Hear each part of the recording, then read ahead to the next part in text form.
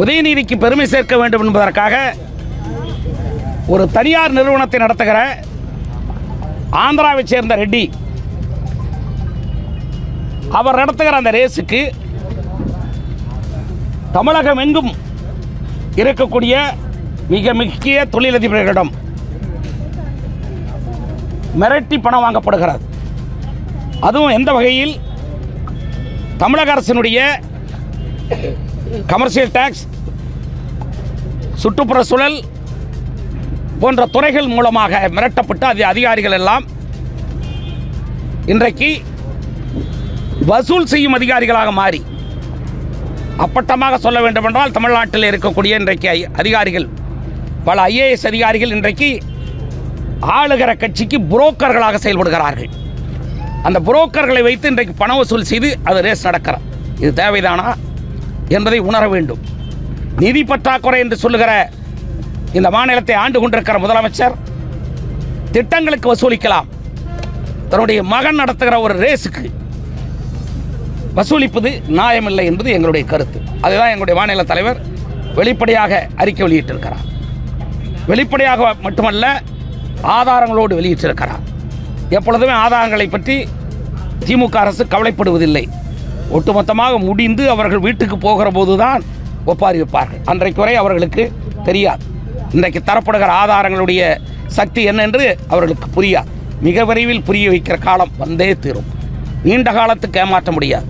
ஒரு ஆண்டு காலம் ஏமாற்றலாம், 2 ஆண்டு காலம் ஏமாற்றலாம், 4 ஆண்டு காலம் ஏமாற்றலாம். தொடர்ந்து ஏமாற்றிவிட முடியாது. இந்த மக்கள் சக்தியும் அதை ஏமாற்றுக்காரர்களை பார்த்து கொண்டு இருக்காது. ஒரு 500 ரூபாய் நோட்டை கொடுத்து வாக்குகளை வாங்கிவிட்டால் போதும் என்று கருதினால் அது நீடிக்காது என்பதை உணர்த்துகிற வகையிலே தான் இன்றைக்கு பயத்தின் உச்சிக்கு போய் தான் இன்றைக்கு பாரத தேசத்திலே நடைபெற்ற நிதி ஆயோக் ஓட்டத்திற்கு கூட போக முடியாமல் முதலமைச்சர் தடுமாறுகிறார். தமிழகத்தில் இருக்கக்கூடிய சட்ட ஒழுங்கு பிரச்சனையை சமாளிக்க முடியாமல் 65 ஐஏஎஸ் அதிகாரிகள், 116 ஐபிஎஸ் அதிகாரிகளை மாற்றிவிட்டு சட்ட ஒழுங்கு இன்னும் இருக்கிறது என்று சொல்லுகிறார். சட்ட ஒழுங்கு பாதுகாக்கப்படுகிறது என்று சொல்கிறார். சட்ட ஒழுங்கு பாதுகாக்கப்பட்டால் எதற்காக இந்த ஒட்டுமொத்தமான மாறுதல்? எதற்காக உள்துறை செயலாளர் உள்ளிட்ட 65 ஐஏஎஸ் அதிகாரிகள் எதற்காக மாற்றப்பட்டிருக்கிறார்கள்? 116 ஐபிஎஸ் அதிகாரிகள் ஏன் மாற்றப்பட்டிருக்கிறார்கள்?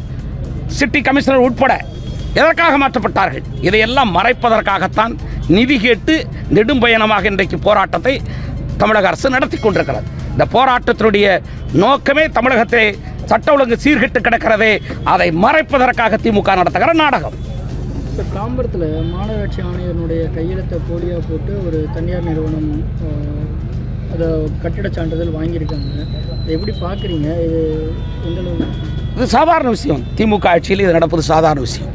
அதிகாரிகளுடைய கையெழுத்து, அமைச்சருடைய கையெழுத்து, இன்னும் சொல்லப்போனால் பல நகராட்சிகளிலே பெண் தலைவர்கள் இருக்கிற இடத்திலே நகராட்சி தலைவர்களாக நகரத்தினுடைய செயலாளர்கள், திமுகவுடைய நகர செயலாளர்கள் உட்கார்ந்து கொண்டு ஆட்சி செய்வது, எல்லா ஃபைல்களையும் இங்கே கொண்டு வா என்று சொல்லுவது.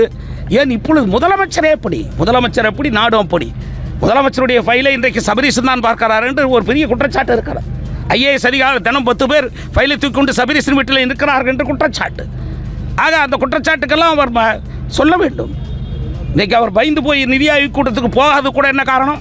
இதை எங்களுடைய மாநில தலைவர் விளக்கி இருக்கிறார். முதலில் படித்து விடுவார், ஆனால் கிராஸ் கேள்வி கேட்டால் என்ன பதில் சொல்வது என்று தெரியாத காரணத்தால் அந்த பயத்தின் காரணமாக போகவில்லை என்று சொல்லியிருக்கிறார். அது உண்மைதான்.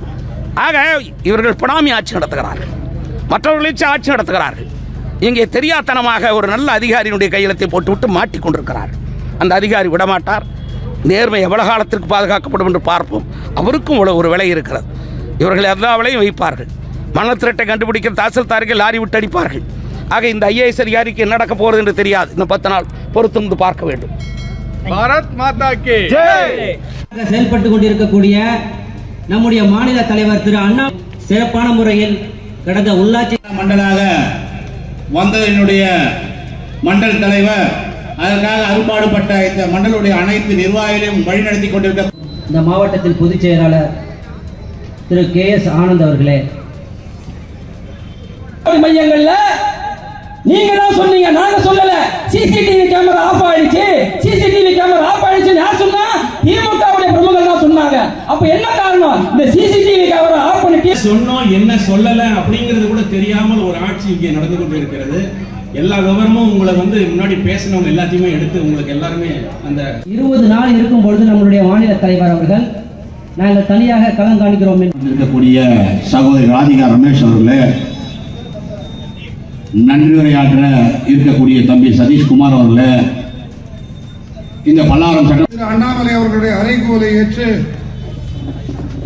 அண்மையிலே நடைபெற்ற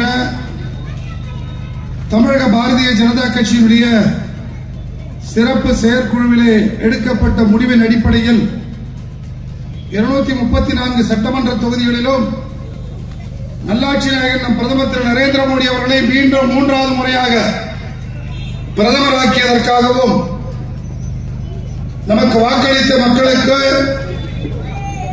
நன்றி தெரிவிக்கின்ற வகையிலே நம்முடைய பாரத தேசத்தினுடைய தேசத்தந்தை பாரத பிரதமர் நரேந்திர மோடி அவர்களின் இந்த நாட்டு மக்களுக்கு தந்த நிதிநிலை அறிக்கை விளக்க பொதுக்கூட்டமும்